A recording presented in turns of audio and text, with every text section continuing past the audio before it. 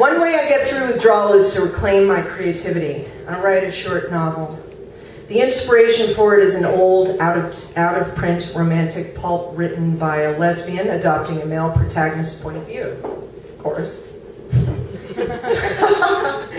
For a change, I write as a man. And not just any male. A conflicted male with a fabulous, smart fiancé and a cheesy, sexy, troubled airhead mistress. And a close friend with whom there are unspoken homosexual undertones. For 4 months, I channel every which way of indulging love junkie impulses through this character.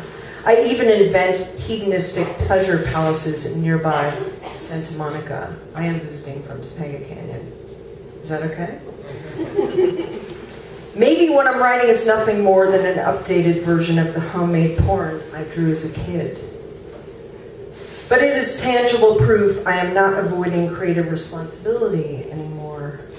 I think it also helped me avoid doing the same things in real life.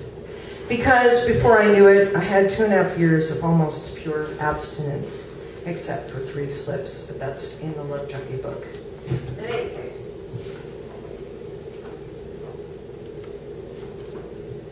Part of the reason I read an excerpt from that is because Tony Duchesne is in the audience, and he's a total sweetheart and a fucking talented writer, and there's so many talented writers and people in the audience.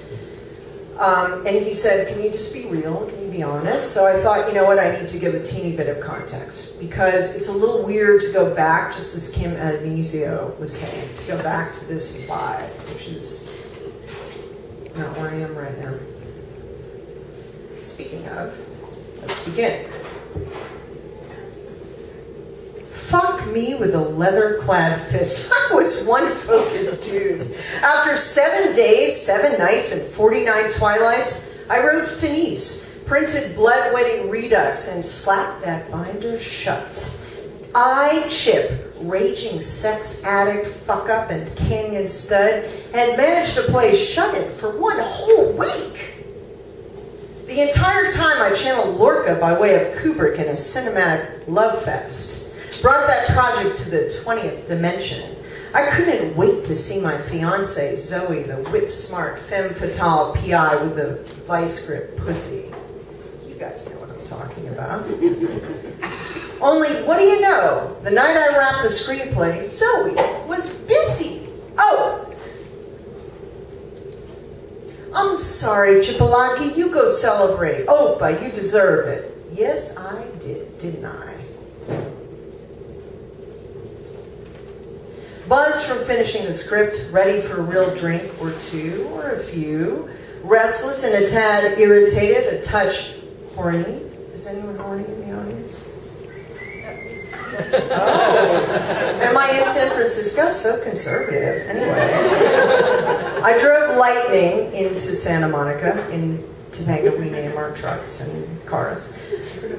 Before sunset, I hit the posh Cryo Crystal Circus Hotel right on the beachfront. Parked lightning in a free parking lot only locals knew about, and walked into the hotel with my old swagger. Twitched my pecs, winked at a few hotties out in the town, leggy in their cheap but sexy Steve Madden shoes and saucy sundresses. Vacant, hungry eyes met mine. Lips were licked, smacked, stray hair tucked suggestively behind responsive ears. I smiled but didn't stray from the path, the image of Zoe blazing in the brain, upper and lower. I was a new man, about to be the next hot thing in Hollywood. That would solve a lot of problems, from career to cash flow. Bloodletting would happen, had to. Keep the focus, stay true.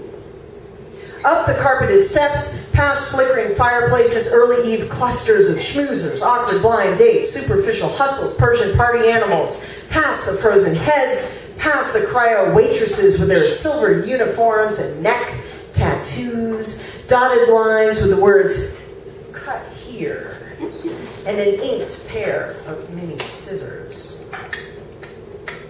Straight for the window seat so I could watch the sun set and the lights prick up the pier Ferris wheel and contemplate my imminent change of fortune. I was in such a rush, I didn't even hear my name called out until a hand clutched my pant leg and yelled, "Chip!" Then the same name spiraled back down in volume to the sultriest whisper this side of the cheesy celluloid one I knew all too well. "Why don't you come join us?" Go-Go. Go-Go clad all in leopard halter, no bra. Leopard skirt hugging her hips so tight it looked painted on. Maybe it was. Clutchable, fleshy, full, and ripe. Those clingy flesh-lush thighs stretching out under the skirt, barely parted, same as her lips. In whispery, wet invitation, I almost just shoved a hand up her skirt right there at the table. Lost for a second in memories of the red rosebud I knew was stitched deep in her inner thigh. When I heard Zoe's voice in my head, quiet and sad, "Sagapo, I love you." Saved by the bell, fidelity vow intact, at least for that moment. Clearly, the sex addiction wasn't tamed. The beast just had been lurking in the basement, jaws lathered with foam, starving, waiting patiently for a chance to rush the door to wake. Now, the chains rattled. The beast was roused. The whole basement shook with its roar. I'm going to skip a lot here. We three in the ultra deluxe extra booth set off privately from the club bar scene, but able to see all. The three of us sunk into iridescent softness, kind of like here. Surrounded by silver cushions, our own frozen head, a middle-aged man with buzz-cut salt and pepper hair, blue eyes, and a worried brow, cased in thickly ice-frosted glass. The chatter flowed easily, the vibe cozy, sociable, intimate, teasing. It was like we all three had been best buds for years. We talked sports, exploding coyotes, disappearing tribes, butt implants, asshole bleaching, psychic hotline addictions, the merits of ear candles, and other sundry topics. One frozen drink led to another and another. Time passed pleasantly. Glasses clinked, swirled, drained. "Bring on the extropiates," Red said into the booth vidphone. Our waifish waitress in the silver baby doll uniform, sporting an elegant swan neck and shaved head, the better to show off her personal tat. A purple-inked zipper appeared seconds later. She set down 3 large glasses filled with clear liquid, multicolored glow cubes floating on the chrome table. We raised our glasses of extropiates to blood wedding, to getting sick, rich, and sick sex. "To the 3 of us," we all cried, and drained our drinks. Instantly, with snake venom speed, the hotel bar scene, the bubbling, surging crowd, turned on, tuned in, and dropped outside in. Melting spark skirts, glow sticks, flashing body blinks, a blur of candy colors. Opa! Happy, happy. "Let's gear up," said Go-Go, riffling through the goodies in the complimentary inflatable bowl. She handed me a strand of tiny lights. "They're lobe strobe, silly." She clicked on the power, threaded the lights through my baby dreads, giggled. "I want to be white trash when I grow up," she said. "Dolly Parton, my hero." Go-Go ducked her head shyly, cutting her eyes at me. I glanced up, looked above her, and thought I saw the frozen head barely visible behind thick frost pucker its blue lips. These extropiates rocked. My tundra popsicle strained to stand at attention.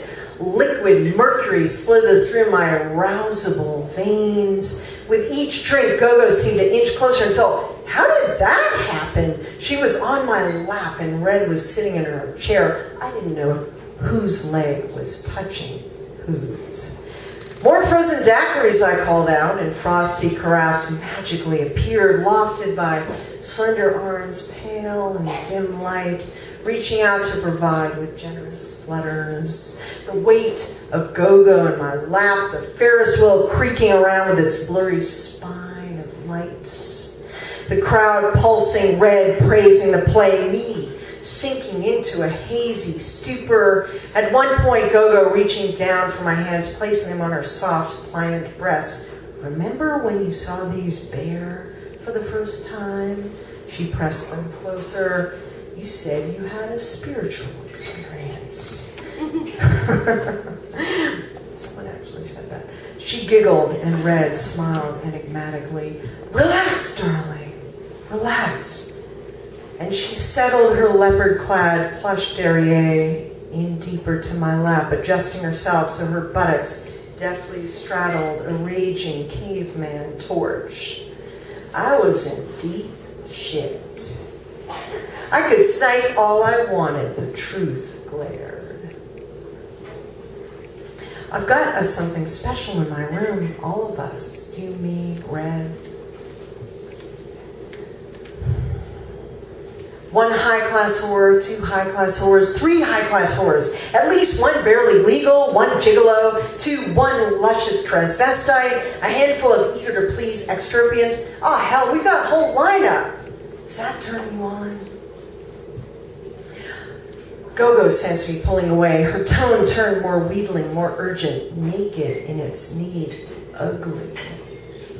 Gogo sensed me. And she said, honey, Chip, you want an amputee? You want a jugsy? Some midget twat? Whatever, we'll get you whatever you desire. As long as we can all get our circus groove on tonight, won't you come up? We're going to have a real party. During the speech, each word pelted me like needles from a cold shower, sobering me instantly. Zoe, stay true. Remember the secret vow of faithfulness. You already did the big work. You wrote the script, and it's golden, semper fidelis. Chip, you fucking shit for brains. I shook Gogo from my lap and took off running.